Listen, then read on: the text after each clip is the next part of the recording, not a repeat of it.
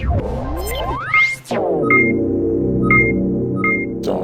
Rider Review. Hey YouTube, Dosm Rider here with my special Dosm's Ramble on Bakuryu Sentai Abaranger. It's only special because I've been doing the Power Rangers rewatch series, but it's been a long time since I've watched a Sentai, so I figured I'd do this for this series because I have a lot of thoughts. Not a lot, but I don't know. And again, I apologize about the strange lighting in my hat, but I always seem to find time to record these before I've gotten a chance to shower. So these are dirty vlogs. It's got weird quick. Anyway, so I watched Abaranger over the past few weeks. We've been doing with my friends, a book club of Sentais usually. We watch 2 episodes every day for like 5 days of the week. But I kind of was on solo on this one, so I got to watch it at my own pace, which I think was nice because when you don't feel like you have a homework to do, like, oh, I gotta watch these 2 episodes today, it's a lot nicer of an experience because you're watching it when you want to watch it. So I could not watch it for a few days if I didn't feel like it and then watch like 4 episodes. So I really did enjoy Abaranger. Like a lot of Ramble videos, this will sort of be a loose structure. I talk about the plot and characters. Sometimes I don't have a lot of thoughts on things, so we're just going to go. It'll be random. So Abaranger's plot, I thought was pretty good. I really liked the base concept of it, of like the 2 Earths splitting, having Dino Earth and regular Earth, having the Saurians and these like warriors that fought with the dinosaurs that were spelled differently against the Evo aliens. And I had a lot of really cool concepts in terms of like the background, which I found interesting already. The very beginning of this series, I would say roughly the first quarter, is definitely typical Sentai weirdness. It had some of the weirdest filler I've seen, almost bordering on some of the dumb stuff Tokyuger's been doing. If you've seen Lost and Found in Translation from Dino Thunder, in the episode where they have the plot of like mushroom wigs, that just gives you an idea. So it's very strange at the beginning, but after roughly like the first quarter, it picks up, and the bulk of the main story, outside of evil aliens trying to take over another Earth, comes from Asuka and his background with the darkness armor and his wife Mahoro, who was also John, one of the villains. It reminded me a lot in terms of the base setup of Jetman with Red Hawk's girlfriend, whose name I'm forgetting. I'm trying to think about Jetman. But this one was a lot more well done.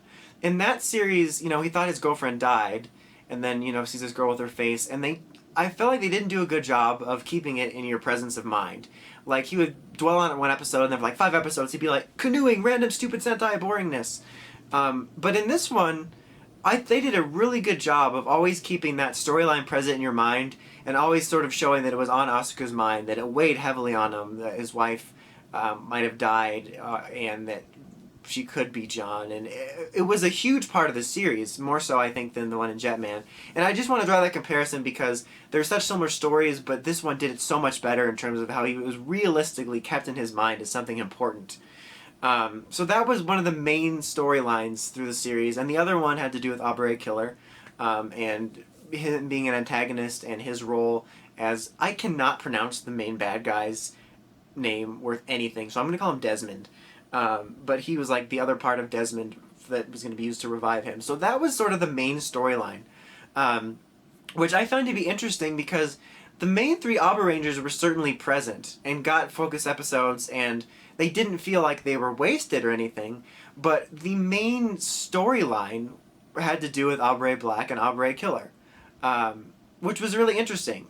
It's an interesting take on it. And like I said, that story kind of pulled me in.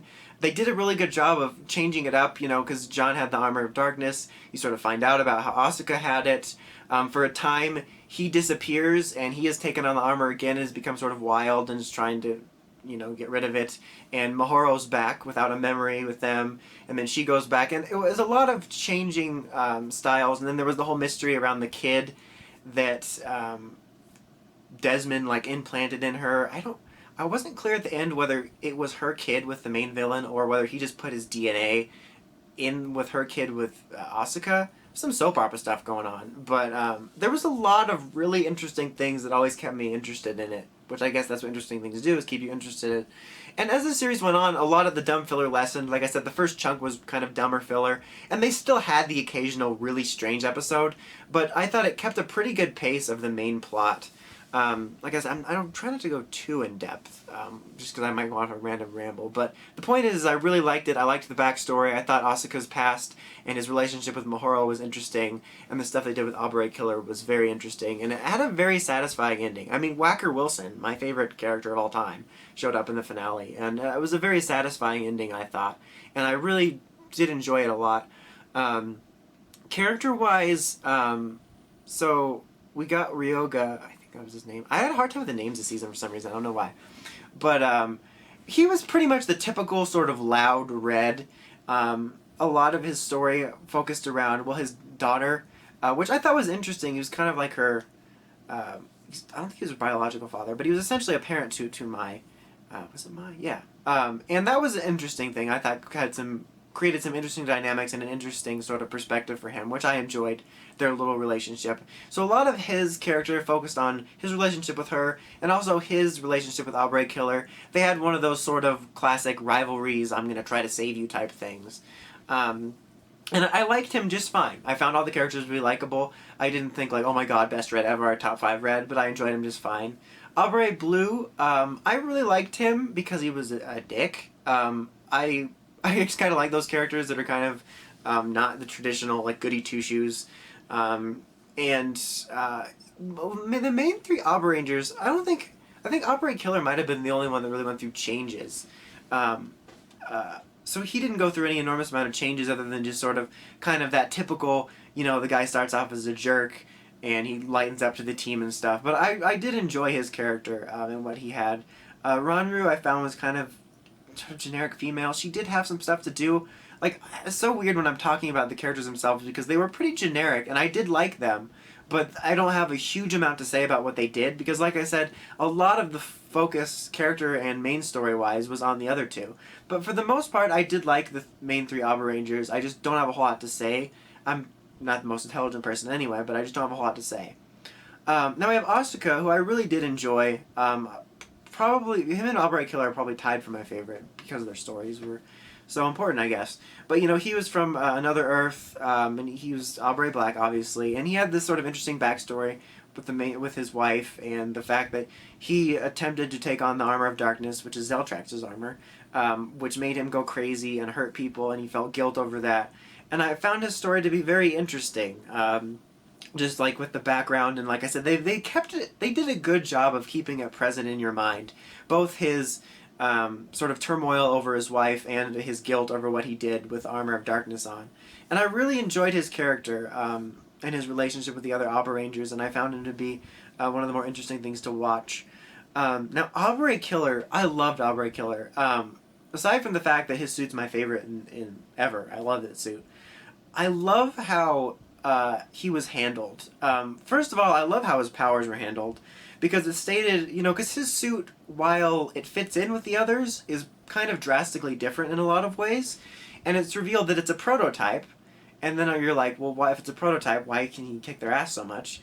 It's because when they were originally making the Abare suits, they had this one suit that was going to be all-powerful, but it was too powerful, and the Dynaminder was volatile, so they scrapped it, and they split the power amongst the 4 Abarangers, and they even explained it. They're like, why do you think there's 4 Abarangers? Because we have to work together to have power, because having the one guy with all this power, having the Morpher have so much power, was too unstable. So I loved that origin. It's like a prototype, but there was a reason why he was so powerful, and why it looked different. And then Top Galer was also this very dangerous dinosaur that was locked away, so I love the way that was handled from the start. But as far as, I love his role in the series because it's sort of something I always wanted that I didn't realize they've done, is having a ranger be a villain, be an antagonist for most of the series instead of, halfway through when his arc's over, join the team. And he did join later, and I think it was done well. I would still love for there to be a Sentai series or a Power Rangers series where they had a team of Rangers that was just evil and was always fighting against them. But still, Abare Killer I think was the closest we got. And his whole thing was he wanted to play a game, like the Saw guy, sort of, but not. Because he was bored. He was so good at everything that nothing interested him, and he really strived to be interested and be excited about something. And fighting the Abarangers, he made all these different games, and he first sort of was on his own, and then he ended up working with the Desmond people, and he had this interesting relationship with Regal, the young version and the older version. And I thought that was really interesting. After a while, I thought it got kind of old, this whole, I want to have an interesting game. But then when they revealed why, both reasons was they sort of found out of his backstory is that as a kid, ever since he was a kid, he was so good at everything for his whole life that he was always bored. He's never really been excited about anything because everything was always easy. And because of how good he was so isolated that he never had any friends or anything. And it was kind of sad, and it made sense that it's like he was never able to feel excitement. He was trying to feel excitement, and I liked that. I thought it was very interesting. And then you find out that part of that was due to him having the other counterpart of Desmond in him. I know his name's not really Desmond, but having that in him, and he didn't want to be played as a puppet anymore. And he didn't really join up with the Abarangers in any form until his very last handful of episodes, and I thought it was well done. It wasn't overly cheesy like, oh my god, you guys are my family now, but he acknowledged them as his friends in a way, and there was a great understanding between him and Abare Red and the other Abarangers.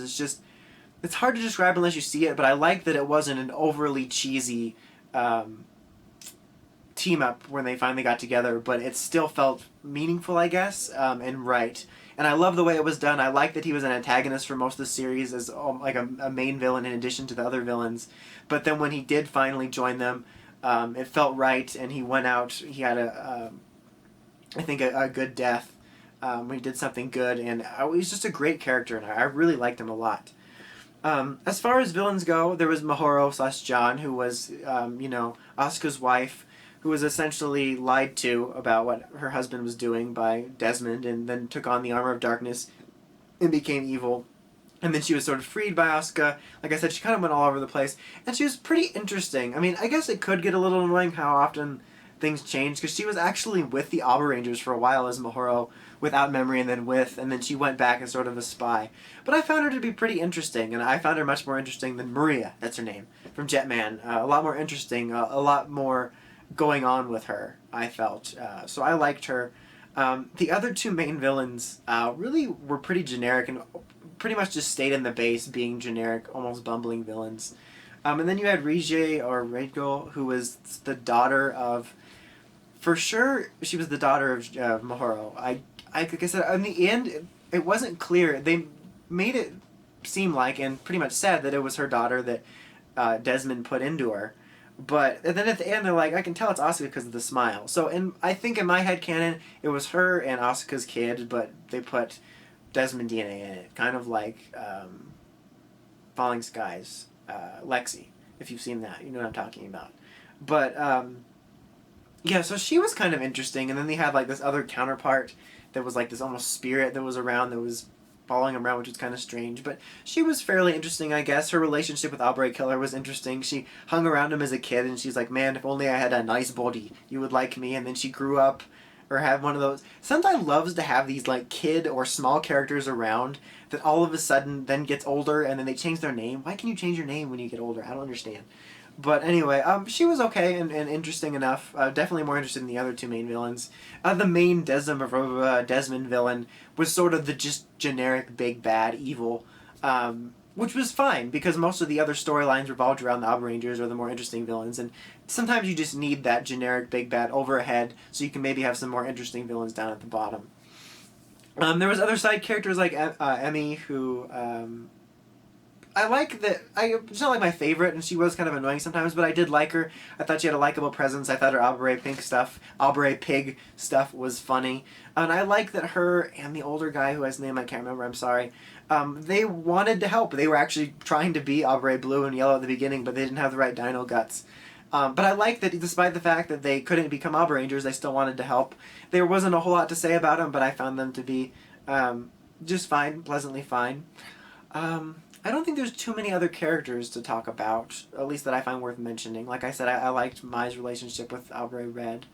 Now, something else I want to touch on before I get to the final wrap-up is I'm kind of an oddball when it comes to Sentai in that I don't want to speak for everybody, but the most reactions I see when someone watches Sentai for the first time, or a Sentai, the majority of the reactions I've seen is they immediately cast away Power Rangers, and they're like, oh my god, I can't believe I've ever watched Power Rangers. Sentai is an amazing masterpiece of mature television. I'm like the opposite, in which pretty much every Sentai series I watch, after I watch it, I have a new respect for the Power Rangers series, whether it's they completely changed it or it's one of the series where they followed more closely, but I like things they did better. Like, I liked a lot of the stuff Wild Force did better, or I liked Decker better than Juzo. So I almost always, in some form, have more respect for the PR when I get out. Even like, I enjoy the Sentai, like I liked Abaranger, but it also left me with even more respect for Dino Thunder, which is already one of my favorite series. So I'm kind of an oddball with that, is I tend to come out with equal respect for the Sentai and Power Rangers, if not more respect for Power Rangers, because I'm like, oh, I like how they completely changed this, or they added this element which made this story more interesting. But with Abaranger, I really appreciated how different it was. They really did not care about what Abaranger was doing, which I think was great, because especially these last 4 years, I feel that people often talk about how lazy Saban is and how restrictive they are with things, but I think the fandom has just as restrictive of thinking and just as close-minded in terms of before a series is adapted, when the conversation goes on about how it'll be adapted or how a story will be adapted, everyone always is like, they can't do this, they have to do that, they did this footage, so clearly this has to happen. And everyone's mindset seems so restricted to what the Sentai footage did.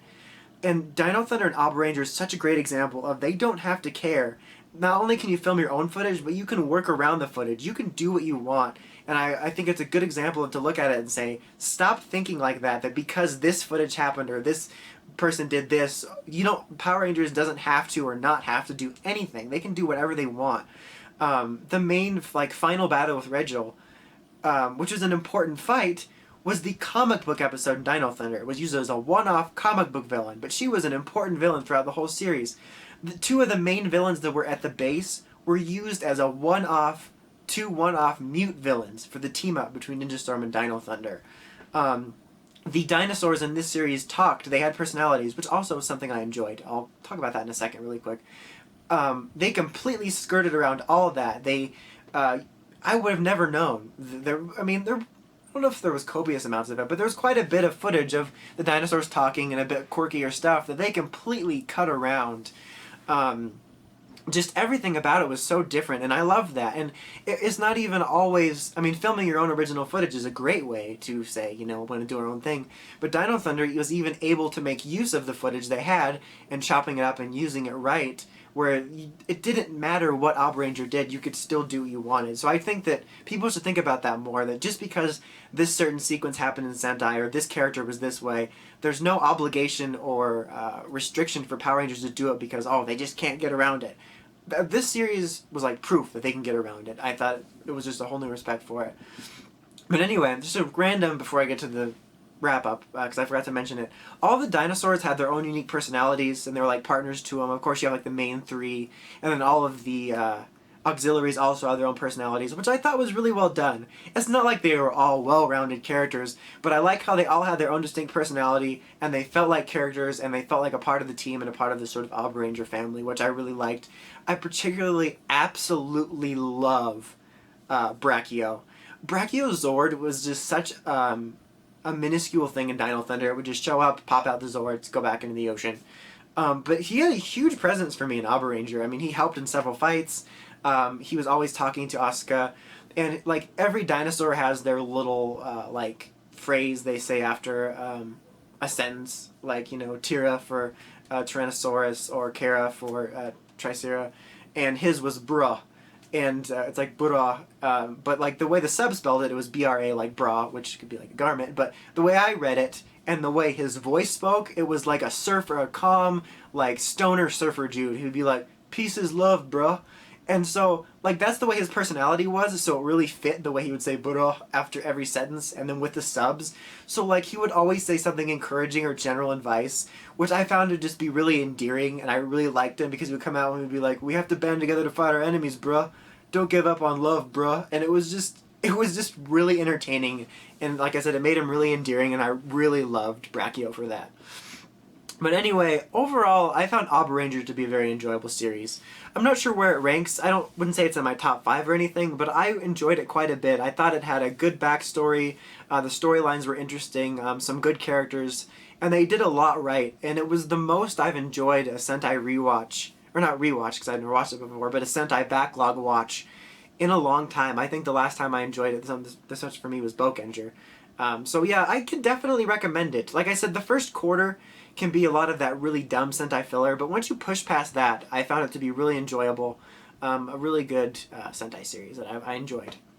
But anyway, that's about it. Until next time, make sure you check out the Crazy Podcast at writersrangersrambles.com. And don't forget to like, comment, and subscribe. Until next time, Dosm Rider, signing out.